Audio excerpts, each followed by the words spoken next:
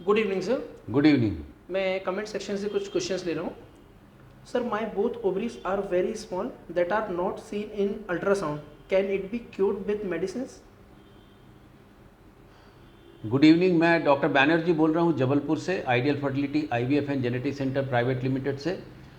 और ये जो क्वेश्चन है, this question is that if on ultrasound transvaginal ultrasound is both ovaries are not visible, then the volume of the ovaries will be very less.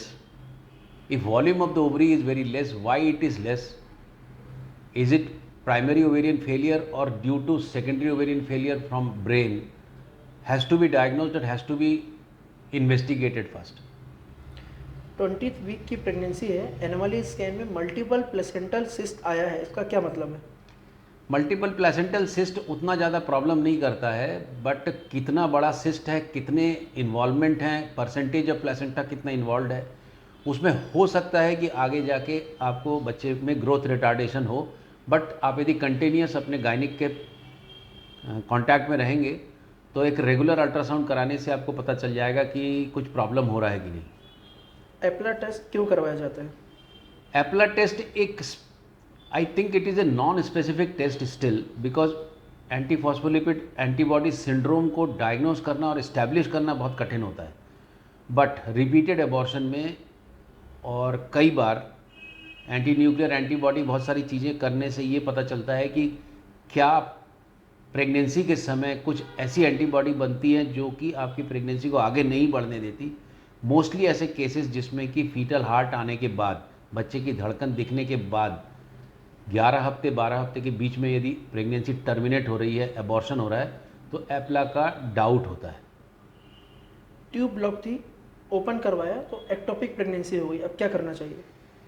ये बहुत important चीज़ है। जब भी ट्यूब की सर्जरी होती है तो यदि आप ट्यूब रीएनास्टोमोसिस करवाते हो तो ट्यूब में प्रेगनेंसी होने का चांस बढ़ जाता है। जब भी आप प्रेग्नेंट हों, प्रेगनेंसी टेस्ट पॉजिटिव आए, जल्दी से जल्दी ट्रांसवेजाइनल सोनोग्राफी कराना चाहिए ताकि ये पता चले कि प्रेगनेंसी कहाँ पर है। और यदि ट्यूब रिपेयर करने के बाद उसमें एक्टोपिक हो गया तो आप बहुत दिन वेट मत करिए, आप IVF करा लीजिए, एम्ब्रियो बना लीजिए, एम्ब्रियो फ्रीज कर लीजिए और IVF करा लीजिए। स्टेम सेल थेरेपी का क्या बेनिफिट होता है?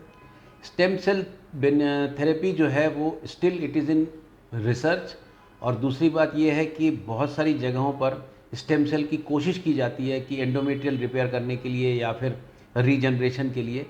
तो ये एक ग्रोथ फैक्टर के रूप में भी काम आती है और एक बेसिक सेल देना जिसमें कि वो कन्वर्ट हो एंडोमेट्रियम में, but it is still in experimental stage.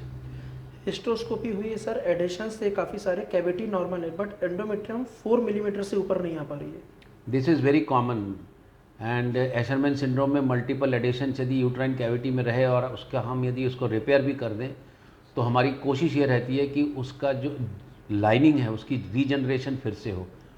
पर यदि 4 मिलीमीटर है तो आप अपने गायनिक से बात करिए। कई बार रिपीट हिस्टोस्कोपी की भी ज़रूरत पड़ती है। यदि ज़रूरत पड़े तो आप फोलिस कैथेटर वगैरह डाल के भी देख सकते हैं। What does it mean while left ovary stuck behind the uterus? It is a technical term while doing the transvaginal sonography, and if it is stuck behind the uterus then there are adhesions, and if there are adhesions then might be problem in the tubes and relationship between the ovary tube and the uterus.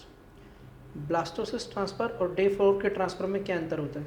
Day 4 और blastocyst के transfer में बहुत अंतर नहीं होता। Day 4 एक ऐसी stage है जब वो डे 3 क्रॉस कर लेती है, but blastocyst conversion from day 2 to day 3 से ब्लास्टोसिस्ट कन्वर्शन में यदि डे 4 अर्ली कैविटी है तो that also gives good result. But mostly लोग डे 5 डे 6 ट्रांसफ़र करते हैं। Day 5 is more in common, but day 4 is also used very frequently.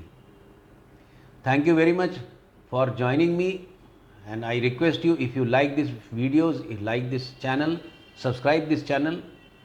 Don't watch it alone, please subscribe it and share it also so that the people can get the benefit from getting the answers. Thank you very much.